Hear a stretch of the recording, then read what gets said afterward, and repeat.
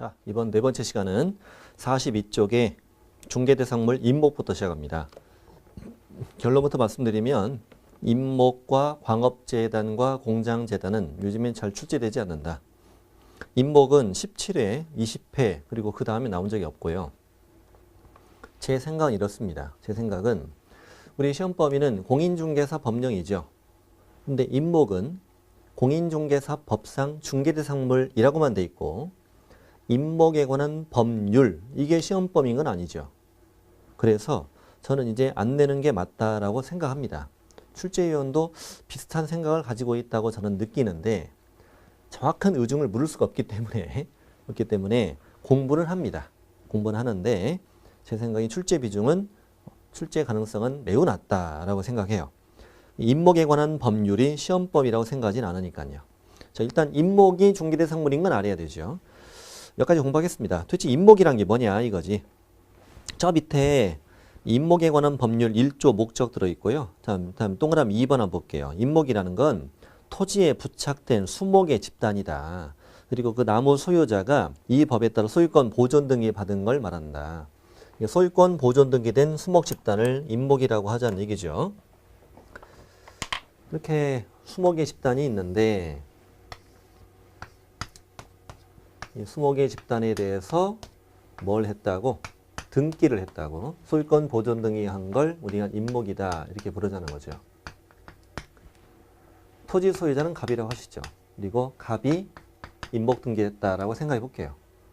이거 생각해 보세요. 이거 왜 등기하는 건데? 왜? 나무를.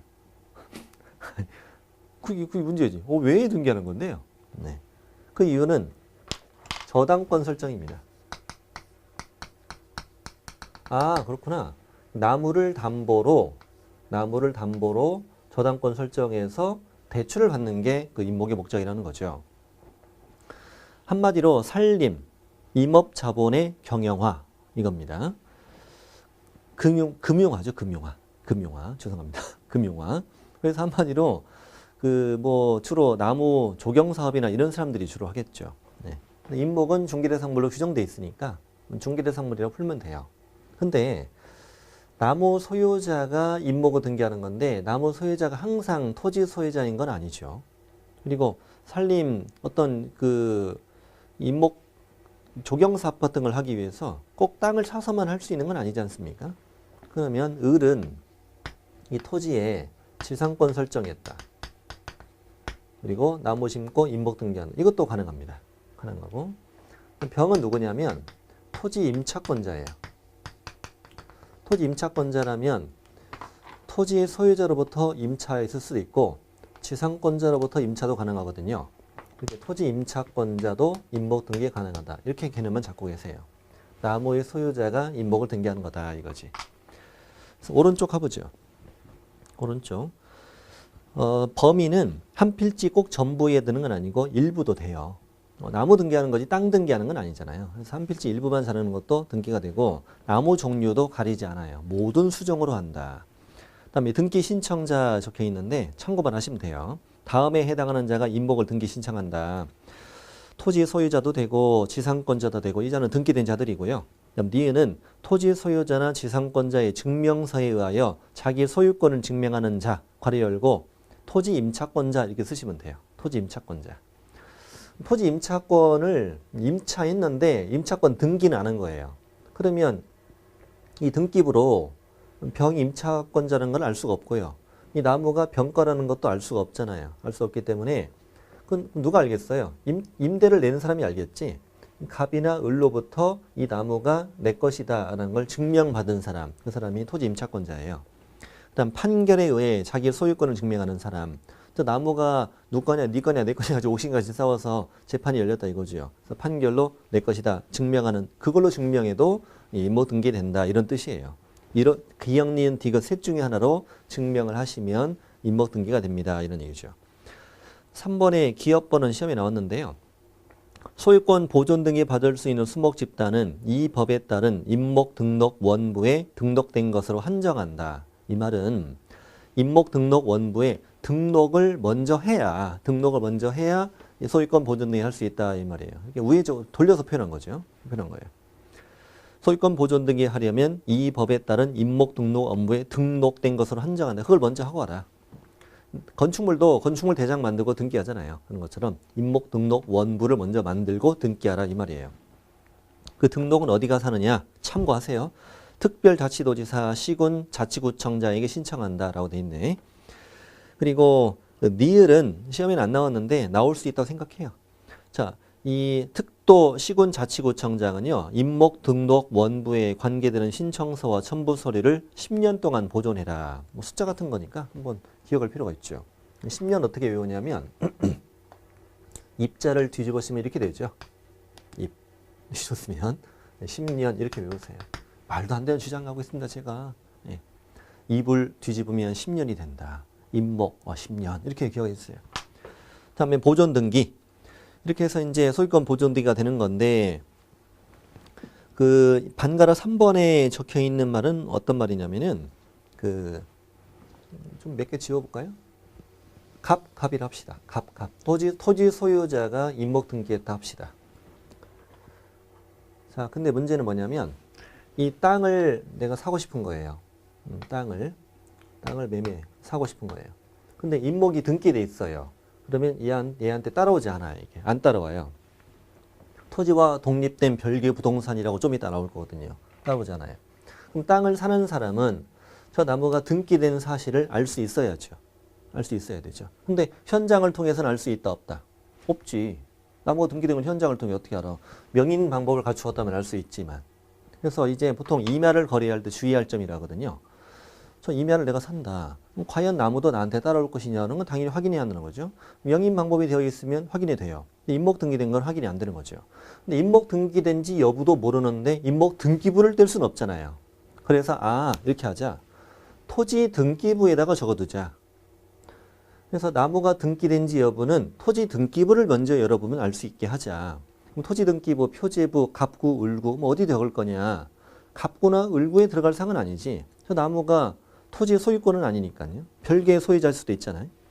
그러니 표제부에 적자 이렇게 한 거예요. 그래서 토지 등기부, 표제부에 임목 등기 기록을 등기관은 써준다는 거예요. 표제부입니다. 갑구가 아니고 아주 옛날에 갑구라고 X로 냈어요. 표제부. 자, 4번이 독립성. 거기 있는 건 다 알아야 돼요. 임목은 부동산으로 본다. 법조문이에요. 임목의 소유자는 토지와 분리하여 임목을 양도하거나 이를 저당권 목적으로 할 수 있다. 토지와는 별개로 임목 양도 저당권 목적 된다는 거죠. 3번 중요해요. 토지 소유권 또는 지상권 처분의 효력은 임목에 미치지 않는다. 땅을 팔았다. 지상권을 팔았다. 임목이 따라가는 건 아니야 이 말이에요. 토지 소유권을 처분했네. 지상권 처분한 그 효력이 임목에 미치는 것은 아니다. 저당권 1번. 이 문제는 이거예요. 금융기관에 찾아가서 임목을 담보로 저당권 설정해서 대출 받는 건데 금융기관이 선뜻 돈 빌려주겠냐 이거지. 나무는 좀 건불건 달리 좀 불안전하잖아요. 뭐 화재가 날 수도 있고 홍수 나서 넘어질 수도 있는데 그렇게 하면 돈 빌려준 거 다 날리는 거잖아요. 그러니 어떤 제도를 만들었냐. 임목의 저당권 설정하려면 미리 보험 가입을 해라. 그래서 산림의 화재나 풍수로 훼손되면 저당권은 보험금을 탈 수 있다. 물상대위성 이렇게 얘기해요. 저당권에서. 그래서 1번 임목을 저당권 목적으로 하려면 그 임목을 보험에 붙여야 한다. 농업협동조합법이나 산림조합법에 따른 공제에 가입해도 된다 이거야. 자, 니은은 동그라미 2번은 참고하세요. 참고하시고 다음 페이지 6번에 1번이 임목이 2번 시험 나오는데 2번 다 그게 답이었어요. 임목 저당권 효력은 임목을 베어낸 경우에 그 토지로부터 분리된 수목에 대하여도 미친다. 건물은 그렇지 않아요. 건물은요. 저당권 설정되는데 건물이 철거됐다. 붕괴됐다. 그럼 저당권이 미칠 거리가 없잖아. 가치가 없으니까요. 근데 나무는 뽑아내도 가치가 있어 없어? 있어.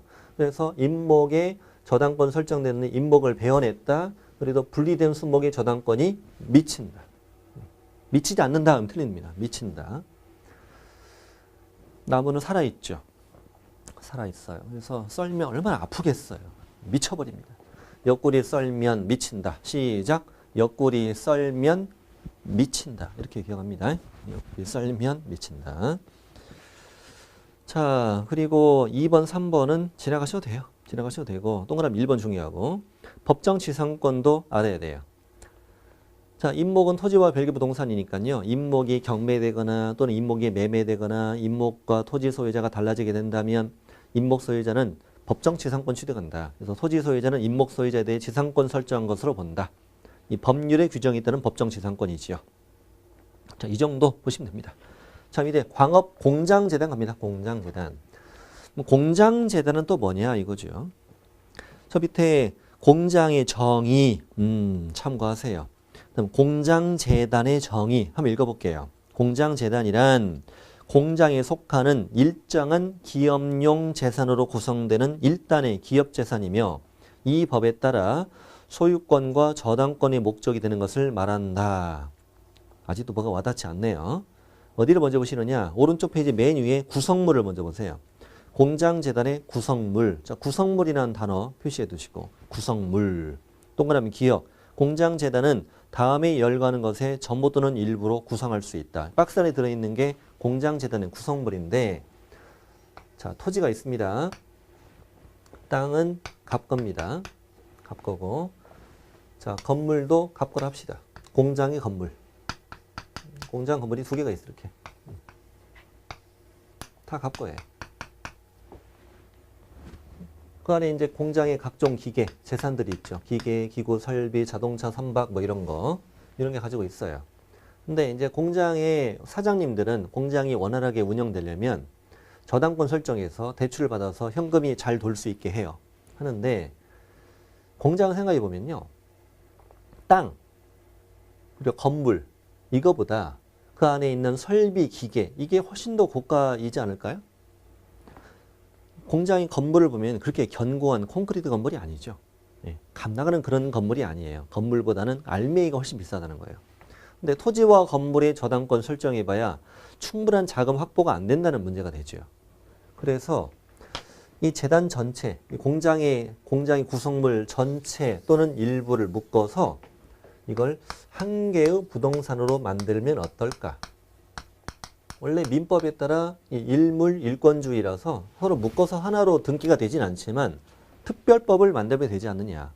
그래서 공장 및 광업재단 저당법이라는 법을 만들어서 이 전체를 하나의 부동산을 만든 걸 우리는 뭐라고 표현하고 재단이라고 표현하고 공장에 있으면 공장재단, 광산 쪽에 있으면 광업재단 이렇게 부르자는 거죠. 그리고 이걸 하나의 부동산을 만든 다음에 여기에 저당권 설정을 해서 대출을 받으면 현금이 잘 돌 것이다. 이런 취지로 만들어진 것이다. 공장재단이라는 것이. 그래서 박스 안에 A 외우지 않아도 돼요. 토지, 건물, 기계, 기구, 전봇대, 전선, 배관, 그렇군. 항공기, 선박, 자동차, 이런 것도 되는구나. 지상권, 전세권은 뭐냐면 토지는 갑건데 건물이 을 거라고요. 을이 공장 사장님이고 지상권 설정해서 했겠지. 지상권도 내 재산이잖아요. 건물도 내 것이 아니야. 건물이 전세권 설정해서 공장한다. 전세권도 내 재산이니까. 그 다음에 어떤 고가의 물건을 빌려왔다. 임차권도 들어갈 수 있고 지식재산권은 특허권 같은 걸 말하는 거예요. 자, 니은의 밑줄 쳐요. 니은. 공장재단의 구성물은 동시에 다른 공장재단에 속하게 하지는 못한다. 그러니까 이 재단에 들어간 구성물은 다른 재단에 들어가면 안 되는 거지. 이 저당권 목적으로 되는 거니까요. 이런 뜻이에요. 그 다음에 디귿 리을은 패스. 지나가도 돼요. 자, 공장재단 목록으로 갑니다. 목록. 자, 1번에 밑줄 쳐볼게요. 공장재단 소유권 보존 등기를 신청할 땐 부동산 등기법상 등기 신청 서면과 공장재단 목록을 제출해야 한다. 한마디로 등기 신청할 때는 공장재단 목록을 내라. 목록이 뭐예요? 아까 그 박스 안에 들어있는 거 이걸 목록을 쭉 자세히 적어내라 이거죠. 그래서 소유권 보존 등기가 되면은 등기부 있고 목록도 뒤에 다 첨부가 돼요. 그래서 전체가 하나의 덩어리로 등기부가 됩니다. 근데 이 공장재단 안에 어떤 재산이 들어있는지를 자세히 알 수 있어야 되잖아요.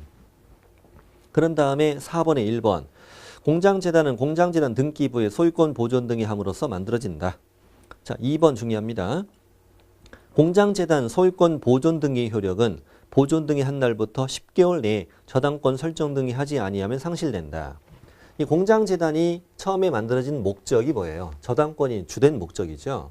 이 목적을 위해서 일물 일권주의의 예외를 인정한 거예요. 하나의 부동산을 만들 수 있도록. 근데 이 저당권 목적을 실현하지 않는다면 이건 재단 더 이상 존재할 이유가 없지 않느냐. 그 기한을 우리는 10개월로 잡아줄 테니까 10개월 안에 해라. 안 하면 공장재단 보존등의 효력은 상실된다. 아까 임목은 10년, 여기는 10개월 이렇게 됩니다. 자, 저 밑에 5번부터가 이제 중요합니다. 공장재단 몇 개? 한 개 부동산으로 본다. 동그라미 2번. 공장재단은 전체로서 소유권, 전체로서 저당권 이외 권리 목적이 되지 못한다. 다만 저당권자가 동의한 경우에는 임대차 목적물을 할 수 있다. 예외적으로 그렇게 가능하다는 거죠. 전체 매매, 전체 저당권, 다만 임대하려면 저당권자의 동의 있어야 된다고요. 이 재단 전체를 타인에게 임대, 을에게 임대낸다는 거잖아요. 임대내면은 을로부터 값은 차임을 받잖아요. 차임을 받아서 제대로 이자 원금을 갚을 수 있느냐 판단해서 되겠어. 오케이. 임대할 수 있다는 거예요. 이 동네는 임대할 때는 항상 저당권자의 동의가 필요해요. 다음 페이지 6번. 6번이 가장 중요해요. 공장재단에서는. 자, 읽어볼게요. 공장재단 구성물. 구성물이 뭔지 알죠? 공장재단 구성물은 공장재단과 분리하여 양도하거나 소유권 외의 권리 설정하거나 압류, 가압류, 가처분 목적으로 하지 못한다라고 돼 있는데 길게 답을 필요 없고 밑줄 친 것만 읽어볼게요. 공장재단 구성물은 공장재단과 분리하여 양도하지 못한다. 이만큼 알면 돼. 네. 자, 전체는 몇 개 부동산? 한 개 부동산. 그러면 당연히 공장재단은 구성물을 내 맘대로 재단과 분리해서 양도하면 돼? 안 돼? 안 돼. 담보가치가 떨어지잖아요. 안 돼. 다만 저당권자가 뭘 얻으면? 동의를 얻으면 구성물을 뭐 할 수는 있어? 임대차 목적물로 할 수는 있다. 이거예요. 좋아요? 다음에 분리 7번. 저당권자의 동의를 받아내면 구성물을 재단에서 분리할 수도 있다고 돼 있네. 분리를 해내면 분리된 구성물에 관하여는 저당권이 소멸한다. 그럼 이게 문제 어떻게 풀 것이냐? 이렇게 푸는 거예요. 내 맘대로 분리해서 양도할 수는 없다. 다만 동의를 얻으면 분리할 수 있다. 저당권자의 동의가 있다는 말이 없으면 저당권자 동의가 없으면 분리해서 양도할 수 없다. 동의가 있으면 분리할 수는 있다. 이렇게. 자, 공장재단 끝. 개념, 이 정도 개념만 잡으면 돼요. 시험이 거의 안 나오니까. 매우 희박해요. 밑에 광업재단은 아예 읽지도 않겠어요. 광업재단은 공장재단과 거의 같거든요. 내용이 같으니까. 그냥 광업재단, 공장재단이 중개대상물이다. 이 정도 말면 된다. 자, 이렇게 해서 방금 우리는 뭘 공부했느냐? 바로 전 시간부터 토지, 건축물, 그 밖에 토지정착물, 임목, 광업재단, 공장재단을 5개를 공부한 거예요. 그럼 이제 47쪽. 중개대상물 여부. 동그라미 1번. 쭉 방금 공부한 거. 이거는 중개대상물이다. 그럼 이거 아니면 다 뭐가 아니다. 중개대상물이 아닌 걸로 풀어라. 중개대상물인 걸 찾아라. 아닌 걸 찾아라. 이게 문제 나오니까요. 어업재단. 뭔지 몰라도 돼요. 항만항선 사업재단. 그냥 X라고만 풀면 돼요. 자동차 선박, 항공기 선박, 건설기계, 동산, 권리금 다 아니다. 밑에 권리금 판례. 바로 공부했던 거죠, 우리. 전에 공부했던 거예요. 자, 그럼 지금부터는 뭐냐면 토지나 건물이면 전부 다 중개대상물인 거냐. 이걸 구체적으로 보자는 거예요. 그렇지. 국가 소유면 이건 아니지 않냐. 이것도 따져야 된다는 거죠. 그래서 국유재산, 공유재산 보는데 국유재산은 국가 거고 공유재산은 지방자치단체 소유재산이라고 이해하시면 되거든요. 시험에 잘 나오지 않습니다만 몇 가지는 하셔야 돼요. 자, 국유재산 보니까 국유재산법이 적용되는군요. 행정재산하고 일반재산 두 가지가 있대요. 행정재산은 쭉 보니까 뭐 도청이나 시청이나 뭐 이런 것들이잖아요. 청와대, 광화문, 경복궁 이런 거 어떻게 중개대상물이 되겠냐 이것이. 그래서 국유재산 중 행정재산 저 밑에 용도가 폐지되지 않은 행정재산은 처분하지 못하므로 중개대상물 X라고 고르면 된다. 단순하게 접근하세요. 그 다음에 동그라미 2번.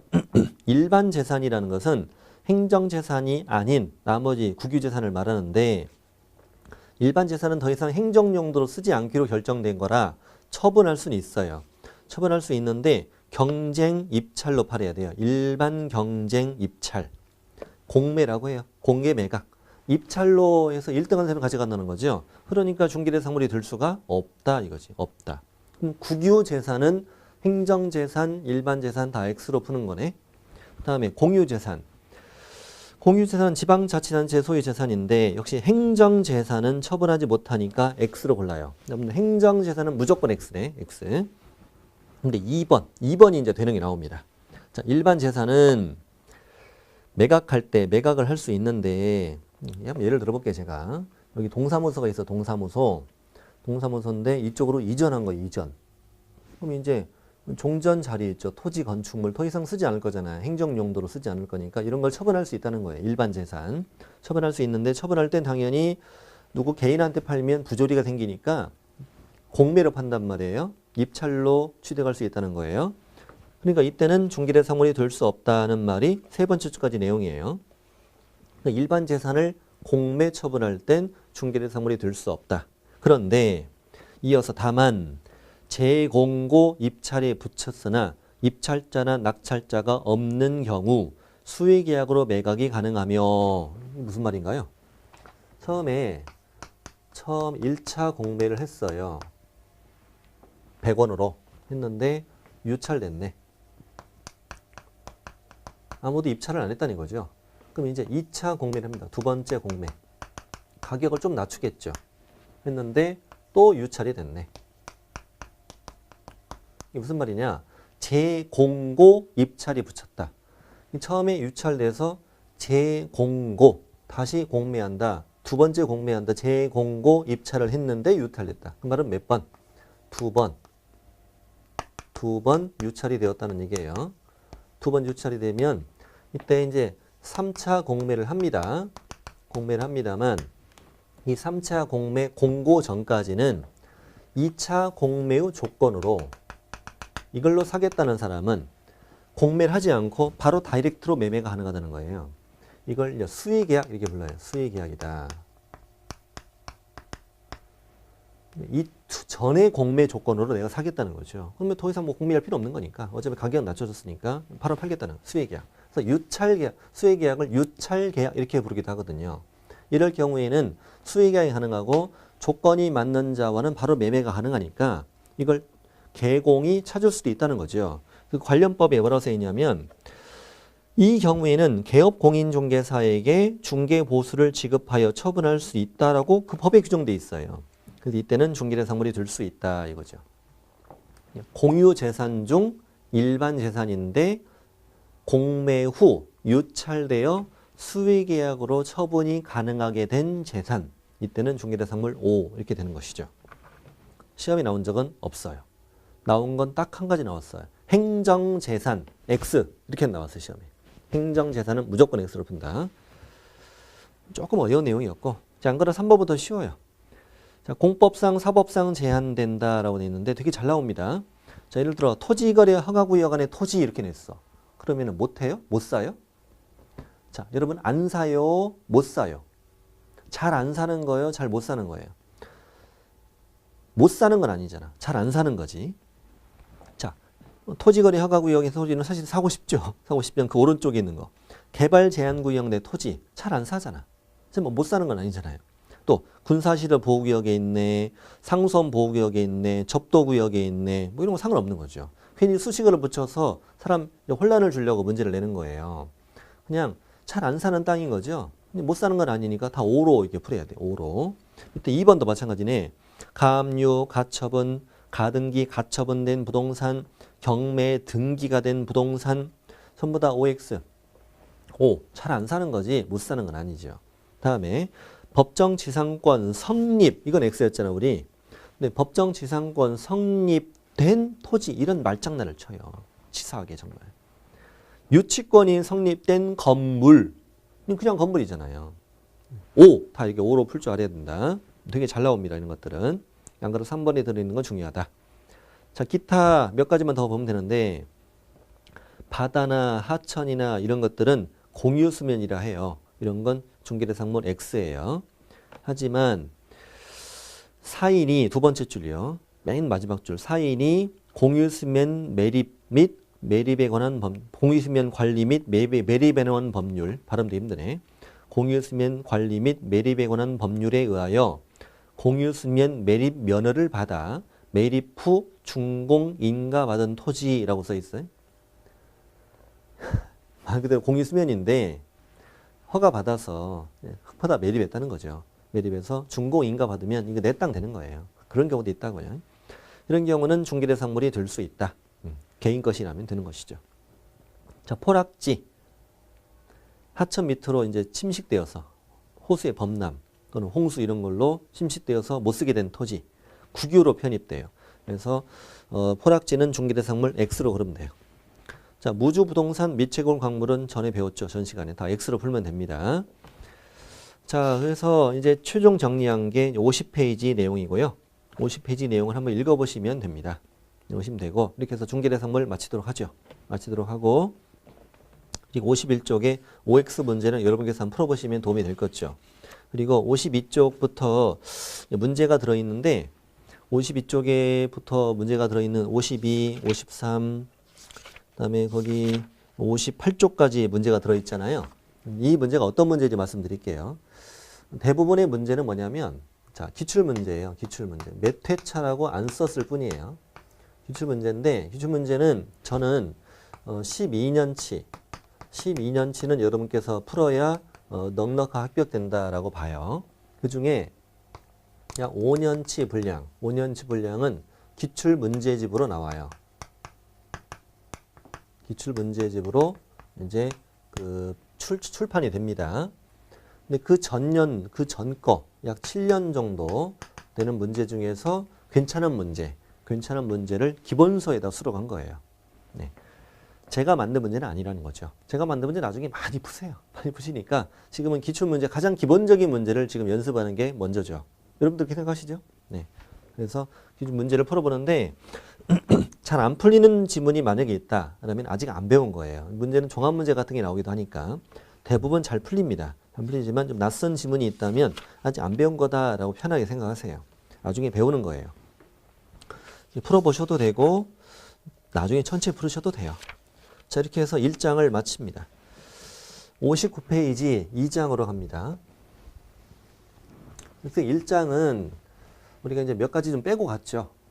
그럴 수밖에 없다 이거예요. 민법 지식도 필요하고 좀 뒷부분에 좀 학습도 필요하단 말이에요. 그래서 몇 가지 좀 빼고 갔고 심화이론 가면 이제 다 하게 돼요. 근데 이제 2장부터는 이제 하나도 빼지 않고 문제를 다 공부합니다. 공부하는데 2장은 총 3가지 내용이 들어있어요.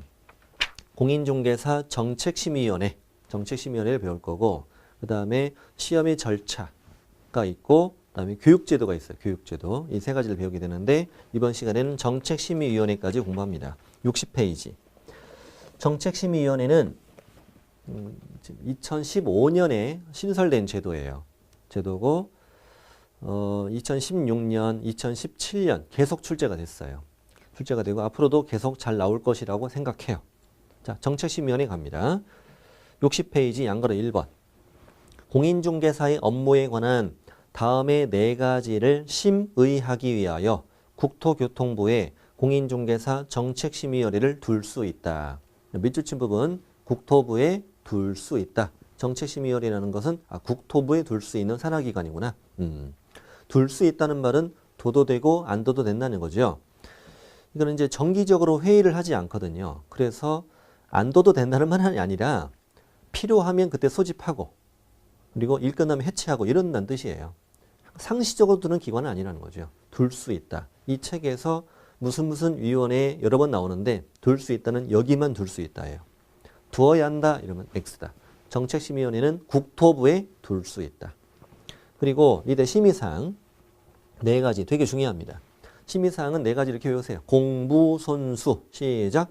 공부손수. 자, 공은 공인중개사 시험 등 공인중개사 자격 취득에 관한 사항.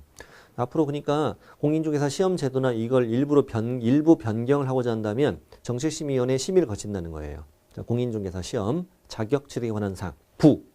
부동산 중개업의 육성에 관한 사항. 손해배상 책임 보장에 관한 사항.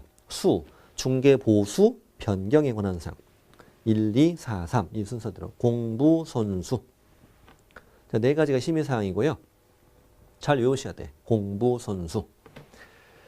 다음에 양가로 3번, 동그라미 1번 되게 중요합니다. 자, 정책심의위원회에서 심의한 사항 중 아까 박스 안에 1번이 뭐예요? 공인중개사 시험 등 공인중개사 자격취득에 관한 사항이었죠. 이것을 심의하였다면 전국의 시도지사는 이에 따라야 한다. 이게 무슨 말이냐면 바로 다음 주에 바로 다음 시간이죠. 그러니까 저는 다음 주입니다. 자, 바로 다음 시간에 공인중개사 시험 제도를 배워요. 시험 제도 배우는데 우리 공인중개사 시험 시행 기관장이 시도지사예요. 시도지사.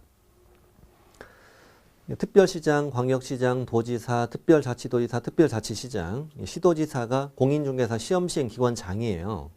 이 시험 시행 기관장이 이렇게 시도지사인 이유는 장이 자격증을 주기 때문이에요. 그래서 여러분 자격증을 받으면 서울에서 합격하면 서울특별시장 측이 나오고 경기도에서 합격하면 경기도지사 측이 나와요. 각각의 시도지사가 그 자기 관할구역 안에 있는 공인중개사를 관리하는 거거든요. 그래서 시도지사가 장이 됩니다. 근데 시도지사가 장이 되면은 각 시도별로 문제가 다르면 안 되잖아요. 그래서 시도지사는 산업인력관리공단에 위탁을 해서 같은 날 같은 문제로 시험을 보게 되거든요. 네, 그렇게 하는 거예요. 그래서 시도지사가 장인데 이 정책심의위원회에서 자격시험, 공인중개사 시험 등 자격취득에 관한 사항 이걸 심의해서 일부 변경했다는 거죠. 전국의 시도지사는 이에 따라야 되는 거지. 그래야 통일성 있게 시험을 보게 될 테니까. 이런 법조문이에요. 법조문, 중요한 법조문입니다. 그 다른 게 들어가면 틀립니다. 공인중개사 시험 등 자격취득에 관한 사항 이게 들어가야 되지. 공부손수, 부손수 이게 들어가면 이게 틀리는 거예요. 네. 그걸 심의했을 때 시도지사는 이에 따라야 한다. 밑에 주의에 적혀 있죠. 주의에. 이렇게 들어가면 틀린다. 이렇게 나오면 틀린다고 시험에 나온 지문이에요. 나온 지문이고. 어떻게 틀리게 나오는가에 다 알려드립니다. 이런 식으로 공부하시면 된다. 자, 구성 가는데 이 동네에 숫자 7자가 2번 나와요. 2번 나옵니다. 7자가. 이렇게 외우세요. 앞으로. 자, 손바닥 펴보세요. 자, 정책심의위원회. 자, 해보세요. 좀 해보세요. 좀. 졸린단 말이에요. 자, 다시. 손바닥 펴보세요. 뭐라고? 정책심의위원회. 몇 글자? 7글자. 7자 몇 번? 2번 나온다. 자, 구성. 위원장 포함해서, 위원장 1명을 포함해서 7명, 11명 위원 구성한다. 늘 위원장은 포함합니다. 어떤 위원회든 포함하니까 7명, 11명. 그리고 보통은 웬만하면 홀수로 구성해요. 표결을 해야 되기 때문에 짝수로 구성하면 날 세고 투표할 수도 있죠. 네, 7명, 11명, 7월 11일 이렇게 외워요. 시작. 7월 11일. 7월 11일까지 이거 외우지면 안 돼요. 반칙이에요. 7월 11일 날 우리 정책심의위원회를 외우는 날이다.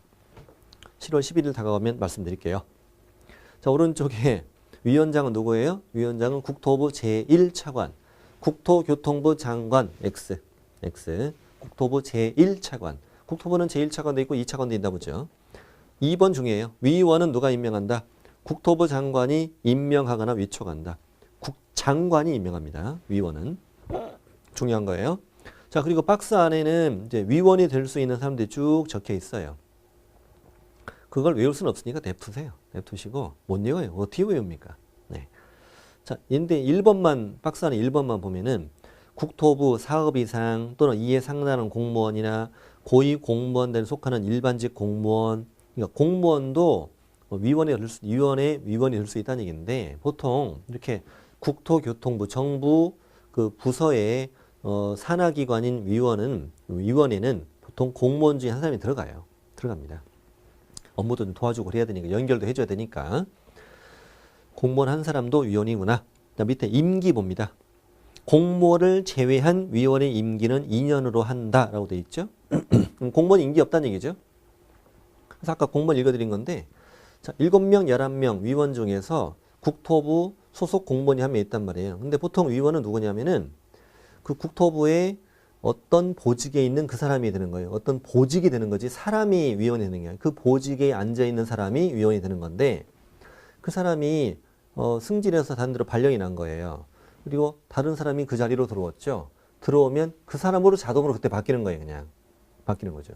그래서 위원회 중에 공무원인 사람은 임기가 따로 정해지지 않는 거예요. 앞으로 계속 나오게 된 규칙성이에요.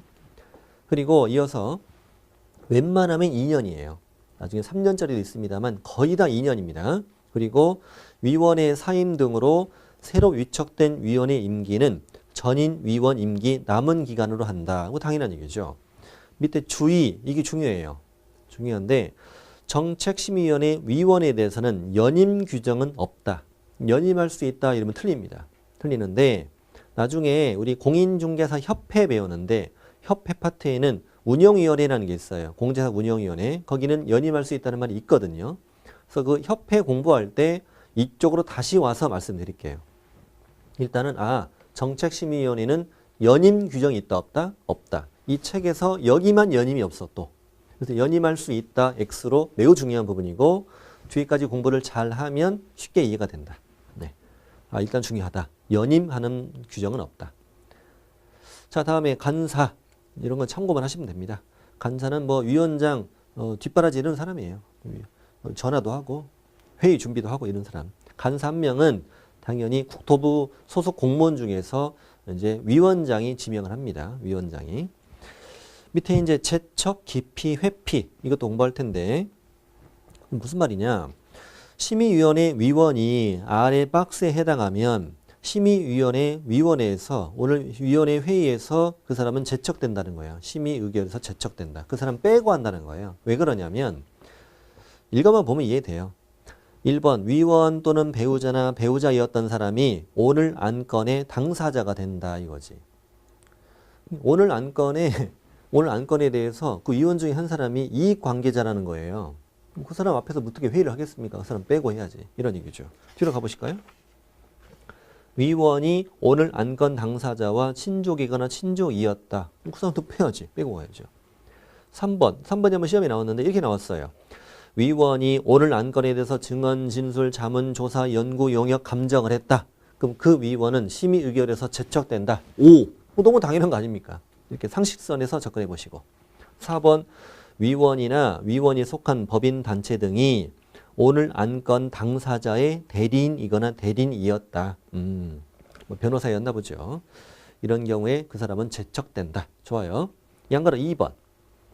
동그라미 1번. 2번 28에 나왔던 건데 오늘 안건의 당사자가 있는데 오늘 위원회에서 이 정책심의위원회에서 오늘 심의할 안건이 있는데 이 안건의 외부에 어떤 사람이 이 당사자가 있는 거예요. 이 당사자가 보니까 그 위원 중에 한 사람이 동네 왼수인 거예요. 그 사람이 안건에 참여하면은 나한테 불이익이 올 것 같은 거예요. 공정한 심의계를 기대하기 어려운 거죠. 그래서 1번 오늘 안건의 당사자는 위원 중 한 사람에게 공정한 심의 의결을 기대하기 어려운 사정이 있으면 심의위원회에 그 사람을 빼주세요로 기피 신청할 수 있다는 거예요. 그리고 심의위원회는 의결로 이를 결정한다. 여기까지만. 심의위원회는 의결로 이를 결정한다. 그리고 당연히 기피 신청 대상인 위원은 그 의결에 참여를 못하는 건 당연하겠죠. 일단 1번은 두 번째 줄, 세 번째 줄까지만. 거기까지만, 앞부분까지만. 다음에 2번. 위원 본인이 제척사유라면 스스로 그 심의결에서 회피를 해야 되겠죠. 회피할 의무가 있겠지. 근데 이제 3번이 중요합니다. 국토부 장관은 위원이 제척사유임에도 스스로 회피하지 않으면 그 위원을 해촉할 수 있다. 자, 아까 위원의 임명권자가 누구예요? 국장이었잖아요. 국토부 장관이 임명권자였잖아요. 위원의 임명 위촉. 그러니 국장이 그 위원을 해촉할 수 있다. 나가세요. 이렇게 할 수 있다는 거야. 네. 3번이 전 중요하다고 생각합니다. 아직 안 나온 문장입니다. 자, 밑에 운영. 1번 읽고만 갈게요. 위원장이 위원회를 대표하겠지. 위원장이 위원회 업무를 총괄하겠지. 2번은 중요합니다. 위원장이 부득이한 사유로 직무를 수행할 수 없게 되면 위원장이 미리 지명한 위원이 직무를 대행한다. 그렇군요. 이 문장이 왜 중요한지는 나중에 협회 쪽 가서 공부하면 알게 됩니다. 그쪽 공부할 다시 이쪽으로 와서 말씀드릴게요. 자, 다음에 운영. 위원장이 회의를 소집합니다. 의장되고. 그리고 2번 당연히 총재적위원회 과반수의 출석으로 회의를 시작하고 출석한 위원회 과반수 찬성을 의결합니다. 얼마나 치사하게 나온 적도 있냐. 출석위원이 있죠. 출석위원. 그 자리에 재적위원 이렇게 해서 X로 낸 적이 있어요. 우리에게 정말 큰 상처를 줬어요. 정말. 네. 다시 총재적위원회 과반수의 출석으로 개의하고 출석한 위원회 과반수의 찬성으로 의결한다. 그건 당연한 거예요. 당연한 거고. 자, 3번. 제가 이 위원회에 7자 2번 나온다고 그랬죠. 7자 두 번째 나오고 있습니다. 위원장이 회의를 소집하는데 개최 7일 전까지 일시장소 안건을 위원에게 통보해줘라. 다만 긴급하게 개최해야 하거나 부득이한 사유가 있을 땐 전날까지 통보할 수 있다고 돼 있네. 이 문제를 낼 때요. 이렇게 내는 거예요. 자, 7일 전까지 통보해라. 다만 이럴 땐 전날까지 할 수 있다. 이제 원칙, 예외잖아요. 근데 문제를 낼 때 위원장이 회의를 소집할 땐 7일 전까지 통보해야 한다. 만약에 거기까지만 시험을 냈다. 그럼 사람들이 이의제기를 합니다. 왜냐하면 원칙은 7일이지만 긴급하거나 부득이한 사정이 있을 땐 전날까지 할 수 있잖아요. 그러니까 그거 틀린 거지. 항상 7일은 아니잖아. 이렇게 낸단 말이에요. 문제를. 이의제기한단 말이에요. 이게 문제를 낼 때는 어떻게 내냐면 이렇게 냅니다. 그래서 문제를 낼 땐 이 두 문장을 합쳐서 긴급하거나 부득이한 사유가 없는 한 7일 전까지 통보해야 한다. 이렇게 내는 거예요. 문제를 낼 때는. 오, 이렇게 풀어요. 아직 시험에 안 나왔지만 저는 이렇게 한번 내보고 싶어요. 위원장은 긴급하거나 부득이한 사유가 있는 경우 회의 개최 7일 전까지 일시장소 안건을 통보해야 한다.